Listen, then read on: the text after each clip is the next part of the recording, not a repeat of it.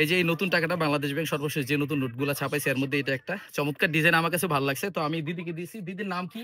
Golden Golden. আপনার কোন সম্প্রদায়ের? বম, বম। গোল্ডেন বম। আচ্ছা দিদি এই যে টাকাটা, হ্যাঁ, ঢাকা শহরে তো আমরা অনেক দেখি অনেক মানুষ এই যে জাল টাকা দিয়ে দেয় আরকি। হ্যাঁ? তো হ্যাঁ, এই টাকাটা আসলে জাল টাকা না আসল টাকা এটা বুঝার জন্য আপনারা কিভাবে মানে কি করেন বুঝার জন্য?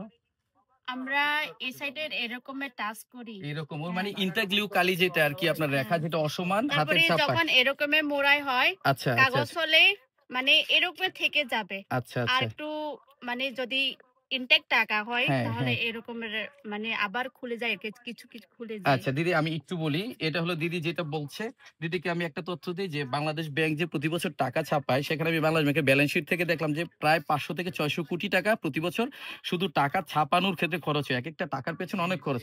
যেমন এই কাগজগুলো কিন্তু আমরা দেশের বাইরে থেকে নিয়ে আসি। কালিগুলো বিশেষ কালি আচ্ছা, এবং এখানে প্রচুর লোক জড়িত। তো আমরা যখন টাকাকে এভাবে মোচড় দিব তখন টাকাটা কিন্তু নষ্ট হয়ে যায়। হ্যাঁ, তো এর জন্য এখানে জাল টাকা চেনার জন্য কিন্তু কিছু কৌশল আছে। যেমন আপনি একটা বলছেন হ্যাঁ, যে এখানে হাতে আপনি দেখেন যে ফিল হয় কিনা, তাই না? হ্যাঁ, এটা ছাড়াও এখানে এই যে বাংলাদেশ ব্যাংক লেখাটা যেখানে আছে, এইটাও কিন্তু দিদি হাতে লাগে। দেখেন আপনি একটু হাত দিয়ে দেখেন, লাগবে হ্যাঁ, অরিজিনাল টাকা হলে। হ্যাঁ, তারপর সবাই যেটা কমন দেখি আমরা জল ছাপগুলা দেখি। টাকার ভিতরে বাঘের বাংলাদেশের যে রয়েল বেঙ্গল টাইগার আছে আমাদের জাতীয় পশু সেটার ছবি, বাংলাদেশ ব্যাংকের লোগো।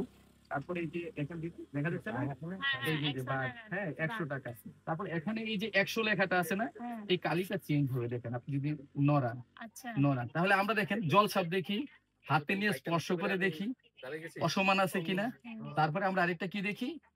জলছাপ, হাতে নিয়ে স্পর্শ করা আর কালার চেঞ্জিং। এগুলো হলো কমন জিনিস। এটা সবাই জানে। তারপরে কাগজের কোয়ালিটি, টেক্সচার এগুলো দেখলে তো বোঝা যায়।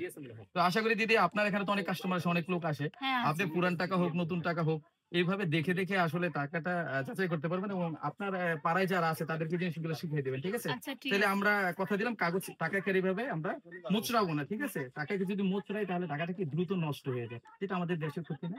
হ্যাঁ, অনেক ক্ষতি। টাকা লাগে টাকা ছাপাইতে। তো ঠিক আছে। থ্যাংক ইউ দিদি। এটা আপনার ওয়েলকাম। জন্য।